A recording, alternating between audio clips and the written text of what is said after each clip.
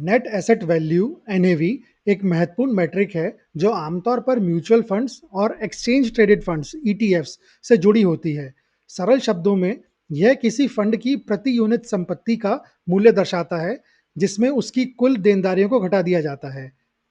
इसे एक विशिष्ट समय पर फंड के प्रति शेयर की वास्तविक यानी कि इंट्रिंसिक कीमत के रूप में समझा जा सकता है। एनएवी की गणना इस प्रकार की जाती है। फंड द्वारा रखी गई सभी प्रतिभूतियों जैसे स्टॉक्स, बॉन्ड्स आदि के कुल बाजार मूल्य को जोड़ा जाता है। इसके बाद उस कुल मूल्य में से फंड की सभी देनदारियां घटा दी जाती हैं, जिनमें प्रबंधन शुल्क, प्रशासनिक खर्चे और कोई बकाया ऋण शामिल होते हैं। इसके बाद शेष राशि को फंड की कुल जारी यूनिट्स या शेयरों की संख्या से डिवाइड किया जाता है।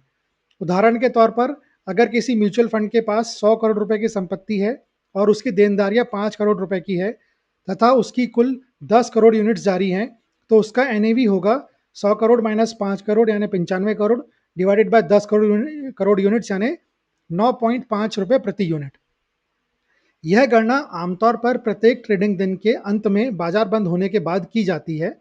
यही वह वैल्यू होती है जिस पर निवेशक म्यूचुअल फंड में यूनिट्स खरीदते या उन्हें बेचते हैं। फंड के एनएवी में बदलाव उसके अंतर्निहित निवेशों के प्रदर्शन के को दर्शाता है। यदि फंड द्वारा रखी गई प्रतिभूतियों का मूल्य बढ़ता है और देनदारियां तथा यूनिट समान रहती हैं, तो एनएवी बढ़ेगा। इसके विपरीत अगर संपत्तियों का मूल्य घटता है तो एनएवी कम हो जाएगा।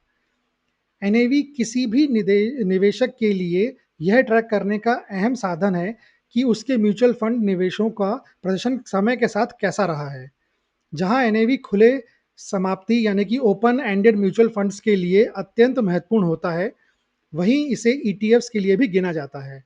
हालांकि ईटीएफ्स पूरे दिन एक्सचेंज पर व्यापार करते हैं और उनका बाजार मूल्य कभी-कभी उनके वास्तविक समय के एनएवी से थोड़ा अलग हो सकता है। इस अंतर को प्रीमियम या डिस्काउंट कहा जाता है। संक्षेप में, जो भी व्यक्ति म्यूचुअल फंड जैसे सामूहिक निवेश माध्यमों में निवेश करता है, उसके लिए एनएवी को समझना बेहद आवश्यक है।